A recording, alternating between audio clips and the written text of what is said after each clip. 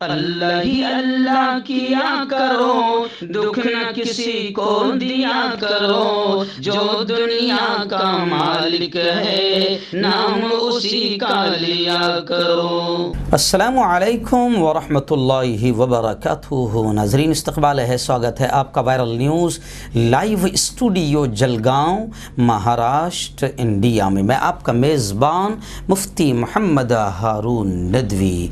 आइए प्यारे मुल्क भारत की बहुत ही ख़ास बड़ी 10 अहम ख़बरों पर नज़र डालते हैं। जी हाँ नाज़रीन, सबसे पहले मैं अपील करूँगा जो साथी नए हैं और अभी तक इस बेबाक सच्चे चैनल से जुड़े नहीं हैं वो जुड़ जाएं। अगर आप चाहते हो कि आपको मुल्क भारत की और पूरी दुनिया की सही और सच्ची खबरें देखने और सुनने को मिले तो फिर आप इस चैनल से जुड़ जाइए, सब्सक्राइब कर लीजिए, बेल आइकॉन घंटी के बटन को दबा दीजिए ताकि हमारी हर वीडियो आपको आपके मोबाइल पर मिल जाया करें। और हाँ नाज़रीन, हम हर रोज़ एक अपील करते हैं कि प्लीज़, एक प्राइवेट चैनल है और चैनल चलाने के लिए पूरी एक टीम काम करती है, बड़ा रुपया पैसा खर्च होता है। अगर आप चाहते हो कि ऐसे सच्चे बेबाक चैनल जो जुल्म और जालिमों के ख़िलाफ़ आवाज़ उठा रहे हैं, आप चाहते हो कि ऐसे चैनल बाकी रहें, मजबूत हो, तरक्की करें, तो प्लीज़ आप चैनल की फाइनेंशियल हेल्प, माली ताआवुन, माली मदद आप ज़रूर कीजिए। स्क्रीन पर आप नज़र डालें, हमारे चैनल का बैंक अकाउंट नंबर दिया जाता है। और अगर आप ऑनलाइन पैसा भेजकर मदद करना चाहते हैं तो गूगल पे, फ़ोन पे और पेटीएम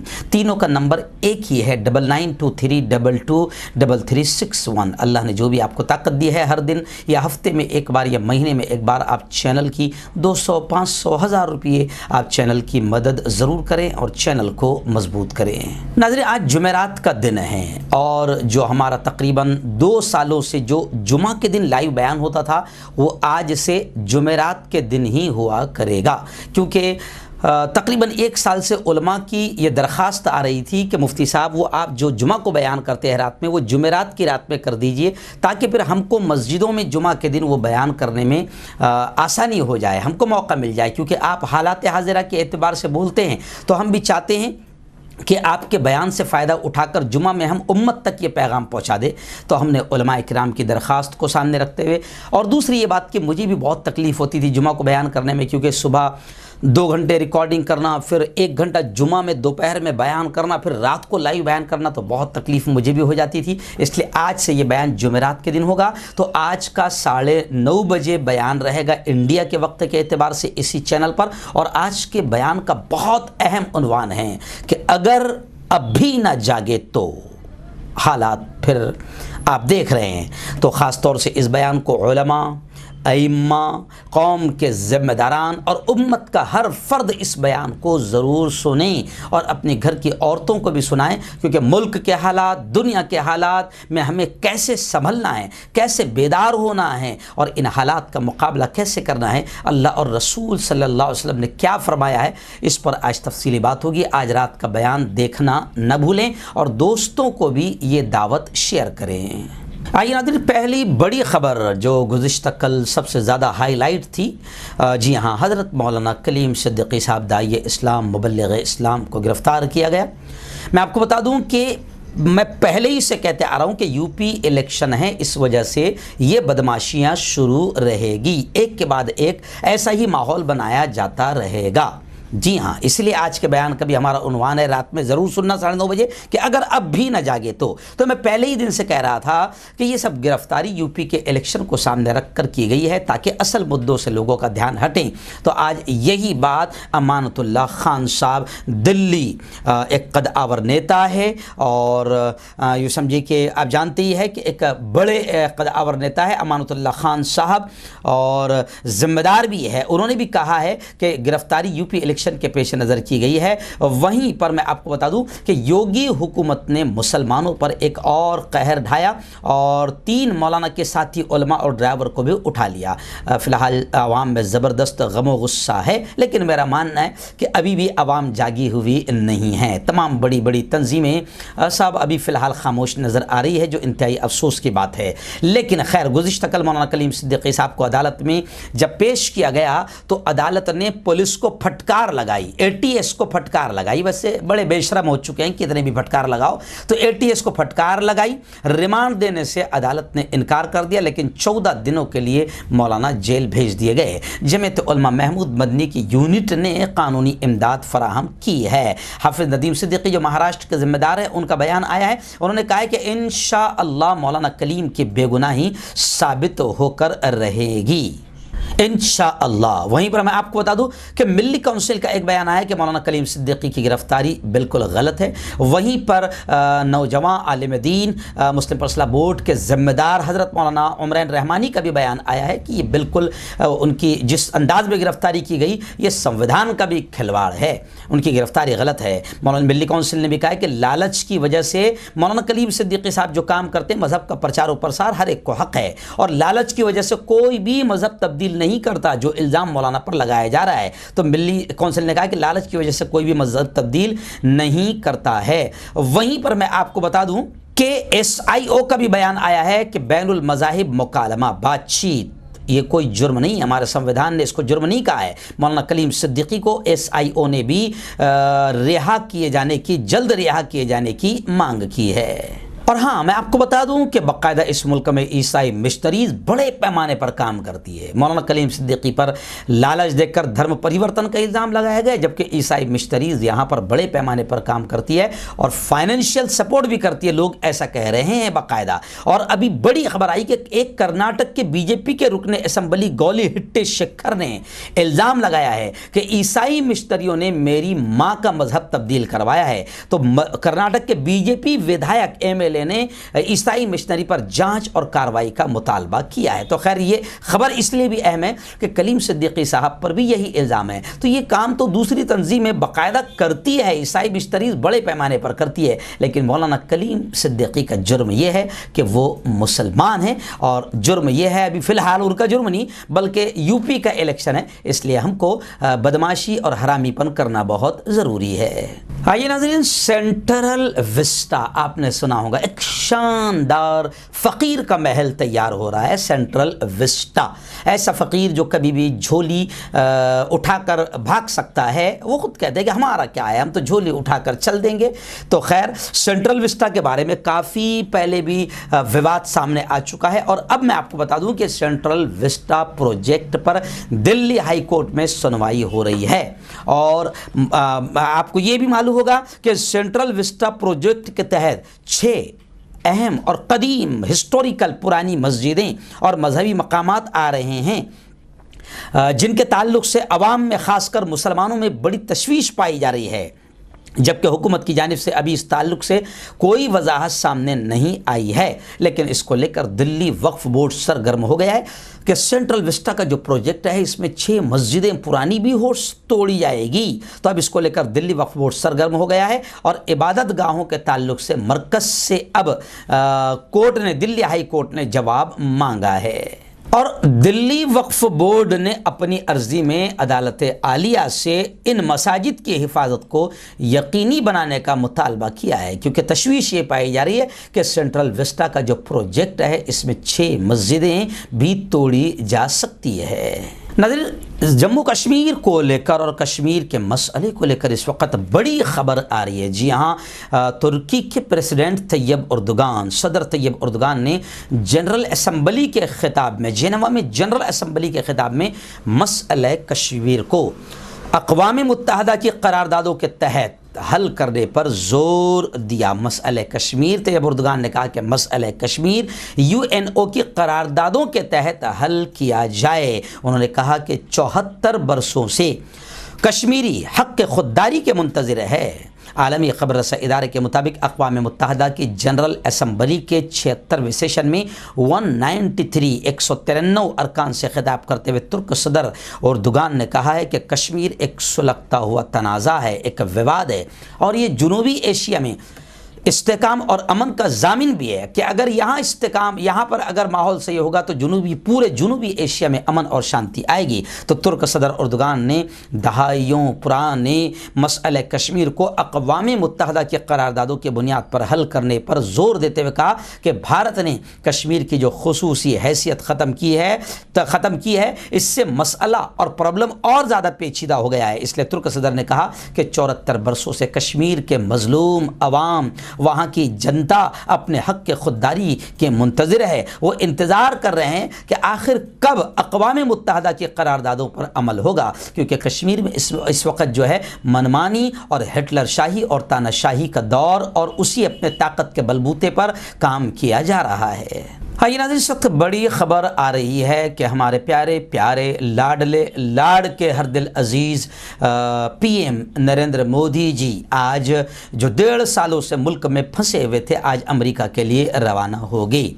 स्ट्रैटेजिक शराकतदारी को मजबूत बनाएंगे। मैं इसलिए कह रहा हूँ कि लोग कहते हैं कि तकरीबन 1.5-2 सालों से उनका कई दौरा ही नहीं हो पा रहा था, लेकिन 1.5-2 सालों से वो फंसे हुए थे, ऐसा लोग सोशल मीडिया पर कहते हैं। लेकिन मैं आपसे कह रहा हूँ कि वो अभी जो जा रहे हैं एक बड़े प्रोग्राम के तहत जा रहे हैं। उनका पहला दोस्त जो ट्रम्प था, पहले वो गए थे तो ट्रम्प आखिर हार गया। अब फ़िलहाल नया सदर जो बाइडन बना है, तो आप ये ना समझें कि इनकी मुलाकात से फिर वो भी 1-1.5 साल के अंदर सदारत से हट जाएगा। ऐसा नहीं है हमारे, आप गलत ना सोचा करें। इस वक्त वज़ीर आज़म नरेंद्र मोदी अमेरिका के लिए रवाना हो रहे हैं और कोई अच्छा प्रोग्राम मुल्क के लिए लेके आएंगे, या हो सकता है कोई अच्छा वैक्सीन मुल्क के लिए ला सकते हैं। तो अच्छे काम के लिए मोदी जी जा रहे हैं, आप दुआएं कीजिए कि वो सफल हो।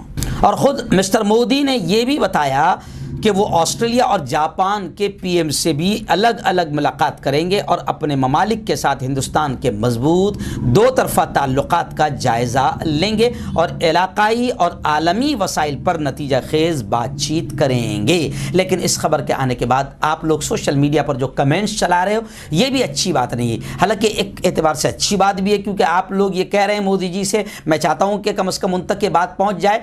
आप लोग ये कहना चाह रहे हैं और हम भी सब ये कहना चाह रहे हैं कि मोदी जी इस वक्त मुल्क में जो आतंकवादी टोला मॉब लिंचिंग कर रहा है, मुल्क के हालात को ख़राब कर रहा है, मुल्क में बहुत बदतर हालात है, मुल्क में किसान आत्महत्या कर रहे हैं, पढ़े लिखे नौजवान डिग्रियां लेकर ट्रेनों के सामने कूद रहे हैं। तो मोदी जी अपने मुल्क के अंदर के मसलों को, और अंदर जो बदमाशियां और मॉब लिंचिंग और आतंकवाद, भगवा आतंकवाद फैल गया है, मोदी जी आप इसको ही ख़त्म कर दें तो लोग बहुत खुश हो जाएंगे। नाज़रीन, इस वक्त बड़ी खबर आ रही है। जी आप जानते हैं कि मोदी जी के बड़े करीबी लाडले मित्र अडानी, दो ही तो दोस्त है मोदी जी के हमारे, अडानी और अंबानी। और अडानी और अंबानी इतने जिगरी दोस्त है कि उनके लिए कुछ भी किया जा सकता है और कुछ भी हम कर सकते हैं। तो खैर, अडानी के जो पोर्ट है वहाँ पर आपने देखा कुछ चैनल 9,000, कुछ चैनल 15,000, कुछ चैनल 21,000 करोड़ की हीरोइन और ड्रग्स वहाँ पर मिली है। लेकिन कुछ नहीं हुआ अडानी जी का, क्योंकि वो दोस्त हैं हमारे। तो फिर भी कांग्रेस जो है इस वक्त बहुत चिल्ला रही है और कांग्रेस ने इस वक्त कहा है कि मोदी हुकूमत मुल्क के मुस्तकबिल को, जी हाँ, हिंदुस्तान के फ्यूचर को नशे में ढकेल रही है। और कांग्रेस पूछ रही है, अभी एक ही दिन तो हुआ, एक ही दिन में कहाँ जाएगी इतनी बड़ी ड्रग्स जो पकड़ी गई है अडानी के यहाँ, अभी कहाँ जाएगी। लेकिन फिर भी कांग्रेस पूछ रही है कि हुकूमत बताएं कि वो जो 25,000 किलो हीरोइन जो पकड़ी गई है वो कहाँ गई है। तो खैर, हुकूमत ने कहना चाहिए कि आप इतना टेंशन ले, आपको सब बताया जाएगा कहाँ कहाँ गई है। लेकिन खैर, बहुत बड़ी ड्रग्स पकड़ी गई है। ये ड्रग्स अगर मुल्क में चली जाती है, फैल जाती है, तो आप समझ सकते हैं कि जैसे ये करोड़ों की ड्रग्स है, वैसे ही ये करोड़ों की जिंदगियों को तबाह करेगी। मगर आपकी खामोशी, आपकी अंधभक्ति, आपकी गोबर भक्ति, आपका सवालात न करना और गोदी मीडिया और रखेल मीडिया का खामोश रहना, ये इससे भी ज़्यादा मुल्क को तबाह करेगा।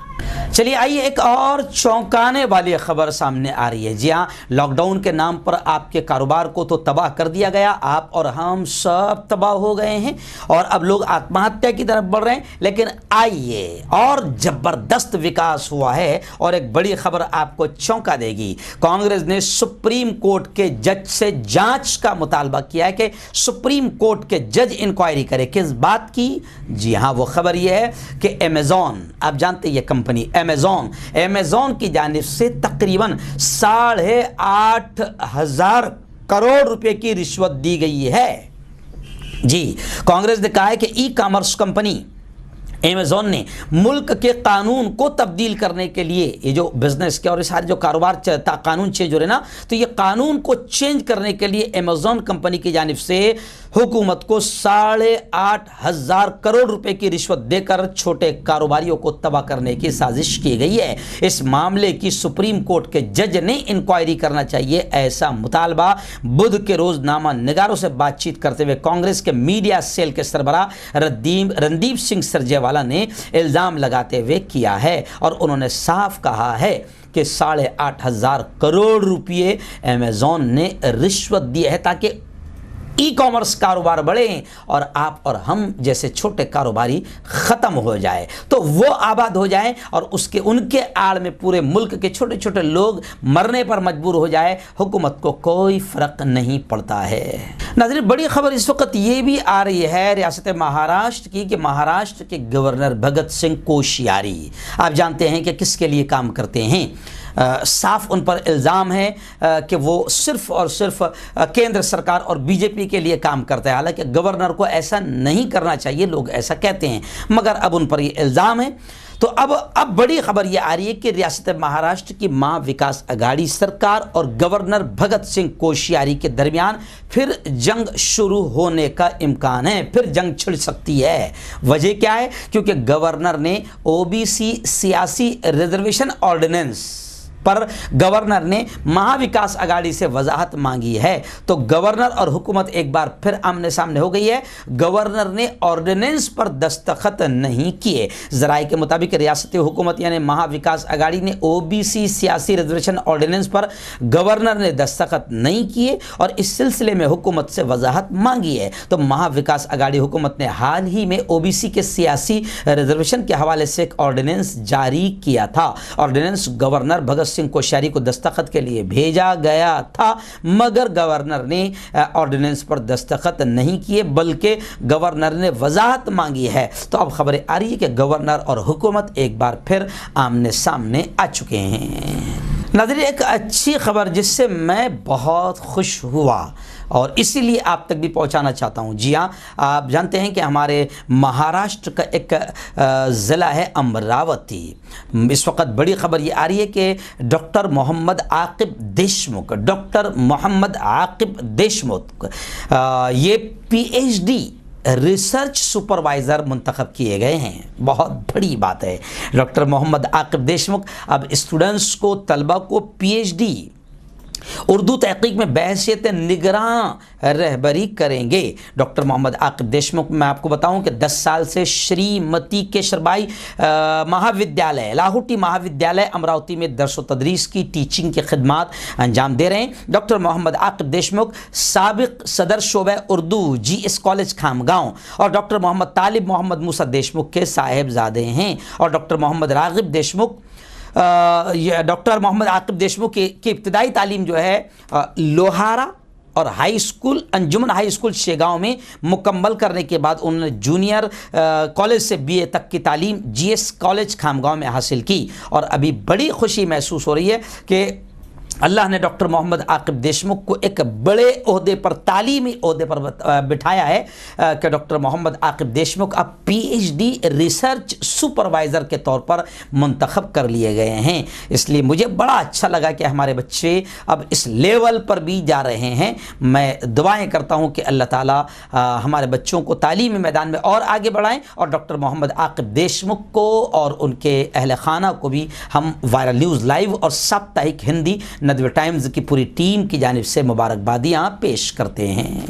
नाज़रीन, रियासत महाराष्ट्र के नांदेड़ शहर से एक बड़ी अफसोसनाक और हैरत अंगेज़ खबर सामने आ रही है। जी हाँ, नांदेड़ के श्याम नगर अस्पताल में एक मुस्लिम प्रेग्नेंट हामिला खातून के साथ शदीद मारपीट हुई है, जिसको लेकर वंचित बहुजन अघाड़ी के जिम्मेदारान ने अस्पताल और सिक्योरिटी एहलकार पर कानूनी कार्रवाई का मुतालबा किया है। खबरों के मुताबिक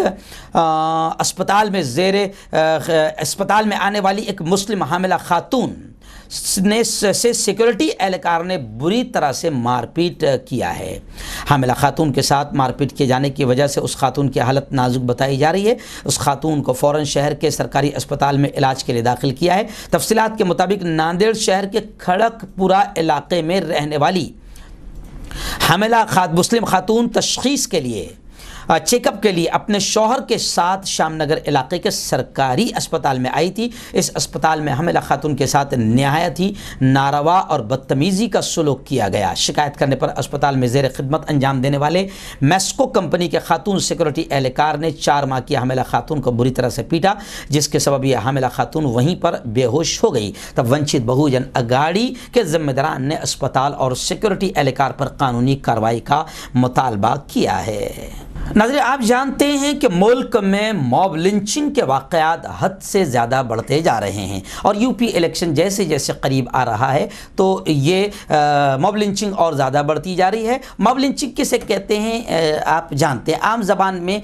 एक मरतबा मेरी छोटी बच्ची ने पूछा, भाई मॉब लिंचिंग लिख कर बार बार ये मॉब लिंचिंग क्या होती है, तो मैंने अपने अंदाज में कहा था कि बेटा सुअरों का झुंड आता है और किसी एक अकेले मुस्लिम या दाढ़ी वाले या टोपी वाले को देखकर अलग नाम पर किसी भी इल्ज़ाम के नाम पर वो सुअरों का झुंड उस पर हमला कर देता है, इससे कहते हैं मॉब लिंचिंग। तो मॉब लिंचिंग के मसाइल मुल्क में बढ़ते जा रहे हैं। लेकिन अब एक बड़ी खबर आ रही है कि कौमी तंजीम के एक वफ्द ने मुख्तार अब्बास नकवी जो बीजेपी के कदावर नेता है, यह अलग बात है कि उनका नाम मुख्तार है यानी मुसलमान जैसा है, लेकिन बीजेपी के कदावर वो नेता है। जब उनसे बातचीत की मॉब लिंचिंग को लेकर तो मुख्तार अब्बास नकवी ने बड़े प्यार से जवाब दिया कि मॉब लिंचिंग के मसाइल को लेकर हुकूमत संजीदा है, यानी बहुत फिक्रमंद है।